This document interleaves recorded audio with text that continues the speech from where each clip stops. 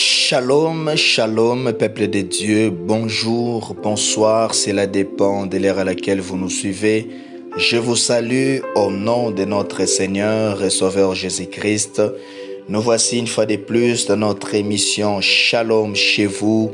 Merci de partout où vous nous suivez, merci de nous avoir porté à cœur. Bon début de semaine à tous, que Dieu nous bénisse. Que Dieu nous fasse grâce. Bien-aimés, sans plus tarder, nous allons recommander ces instants entre les mains du Seigneur. Prions. Éternel Dieu, nous te bénissons, nous te rendons grâce pour ces moments favorables où nous voulons parler de ta part. Sois loué, sois glorifié, toi qui es digne de louanges et d'adoration. Père, nous voulons parler de ta part. Tu as dit dans ta parole que c'est poussé par l'Esprit que les hommes ont parlé de ta part. Seigneur, que je puisse être un simple canal, un simple instrument par lequel tu vas traverser pour bénir nous qui sommes ton peuple. Seigneur, parle-nous, édifie nos cœurs, remplis-nous de toi. Au nom de Jésus, nous avons ainsi prié et nous disons merci Seigneur Jésus-Christ. Amen. Amen, amen. Que Dieu soit loué, que Dieu soit glorifié. Bien-aimés, sans plus tarder, j'aimerais nous inviter à prendre nos Bibles. Nous allons lire notre texte de base dans les livres de Ézéchiel, chapitre 37, du premier verset au 5e verset. Ézéchiel, chapitre 37, du premier au 5e verset, j'ai lu la parole de Dieu. La main de l'Éternel fut sur moi, et l'Éternel me transporta par son esprit et me déposa dans le milieu d'une vallée remplie d'ossements. Il me fit passer auprès d'eux tout autour, et voici, ils étaient fort nombreux à la surface de la vallée, et ils étaient complètement secs. Il me dit, fils de l'homme, ces eaux pourront-ils revivre? Je répondis, Seigneur éternel, tu le sais. Il me dit, prophétise sur ces eaux. Et dis-leur, ossements desséchés, écoutez la parole de l'Éternel. Ainsi parle le Seigneur l'Éternel à ces eaux. Voici, je vais faire entrer en vous un esprit et vous vivrez. Parole du Seigneur, que Dieu soit loué, que Dieu soit glorifié. À la maison, vous pouvez lire le chapitre tout entier pour bien comprendre l'histoire. Mais aujourd'hui, nous allons lire seulement ces 5 versets, faute du temps. Amen. Bien-aimés, nous allons commencer un thème que nous aurons si Dieu nous le permet, l'occasion de développer durant cette semaine. Nous allons parler sur prophétise sur ces eaux. Aujourd'hui, mercredi et vendredi, nous aurons à parler sur ces thèmes. Prophétise sur ces eaux. Alléluia. Bien-aimés, avant que je puisse entrer dans le vif de notre sujet, je vais premièrement définir le mot prophétiser. Qui veut dire prophétiser. Bien-aimé, lorsqu'on utilise le mot prophétiser, cela veut dire parler sous l'inspiration divine. Alléluia.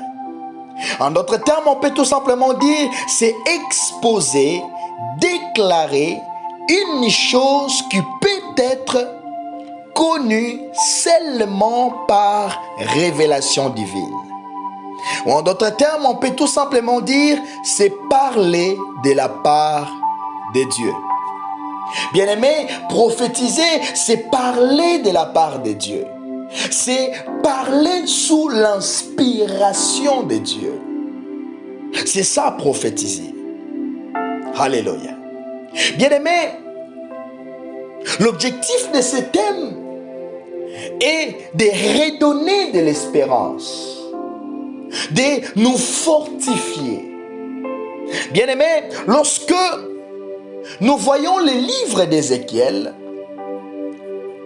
le nom Ézéchiel qui est le nom du prophète, le prophète Ézéchiel, le nom Ézéchiel veut dire Dieu fortifiera. Alléluia. Aujourd'hui, je suis venu avec cette parole qui va te fortifier, te solidifier, te redonner de l'espérance. Dans le texte que nous venons de lire, nous voyons comment Israël était en train de passer un moment de désespoir. Un moment où le peuple avait perdu l'espérance. Alléluia. Et Dieu se révèle par son prophète. Alléluia.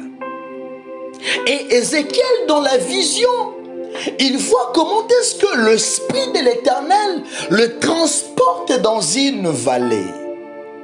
Et dans la vallée, Ézéchiel, dans la vision, pouvait voir les ossements qui étaient, la Bible décrit très bien, qu'ils étaient fort nombreux.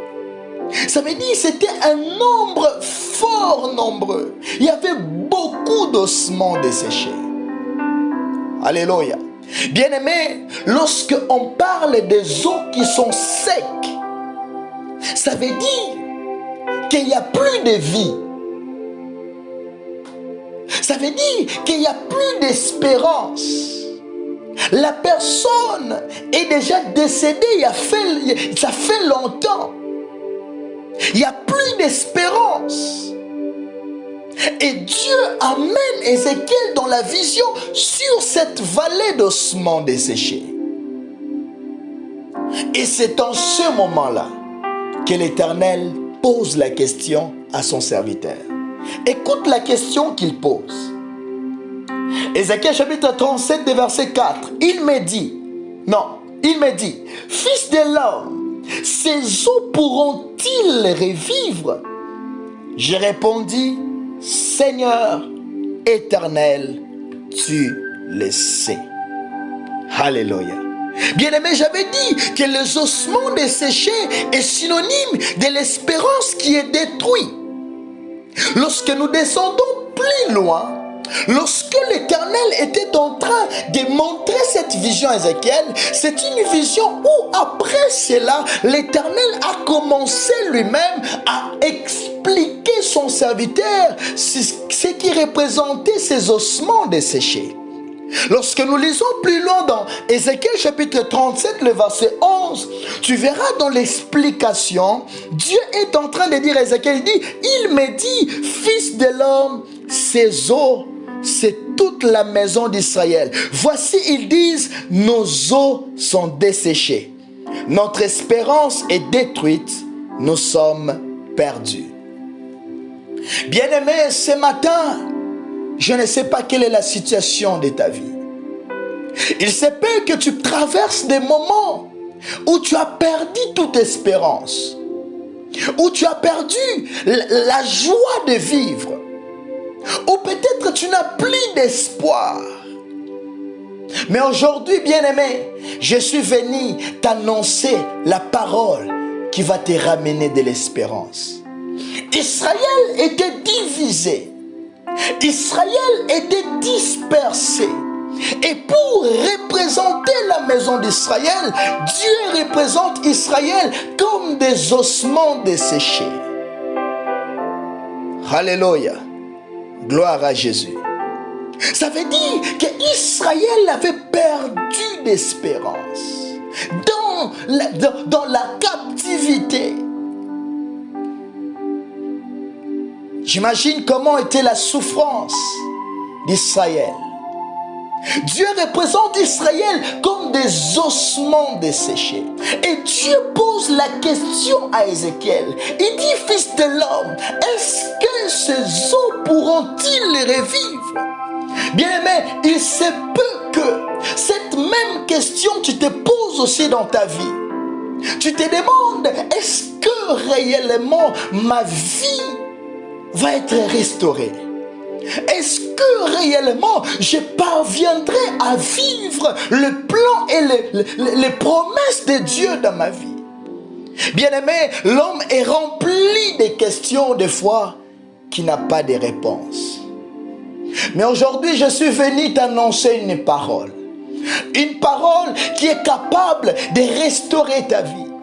Une parole qui est capable de ranimer ta vie. Une parole qui est capable de te fortifier. Alléluia. Dieu était venu pour annoncer la parole qui va fortifier les peuples.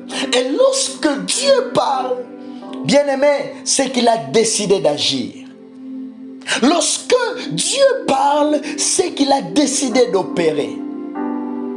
Ma prière aujourd'hui est que cette parole puisse ramener de l'espoir dans la vie de quelqu'un qui me suit. Ma prière aujourd'hui est que cette parole puisse ramener de l'espérance à une âme qui a arrêté d'espérer. Il se peut que ta vie était aussi comme ces ossements desséchés, où il n'y a plus d'espérance. Il n'y a plus de raison d'espérer. Mais laisse-moi te dire, il y a encore à espérer en l'Éternel. J'aime ce que la Bible déclare. Mieux vaut un chien vivant qu'un lion mort. Ça veut dire que tant que tu as encore la vie, le souffle de vie, bien-aimé, tu as encore à espérer en l'Éternel.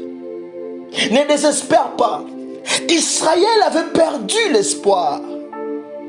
Israël se disait, mais qui viendra à notre secours? Bien-aimé, j'aimerais t'annoncer, le vrai secours ne vient que de l'Éternel. Et aujourd'hui, j'aimerais te dire une chose. Ce que nous devons retenir, c'est que nous devons parler le langage de Dieu, quelles que soient nos circonstances. Voilà pourquoi j'aimerais te dire aujourd'hui, prophétise sur ces eaux. Cette situation qui te fait perdre l'espérance, parle sous l'inspiration du Saint-Esprit.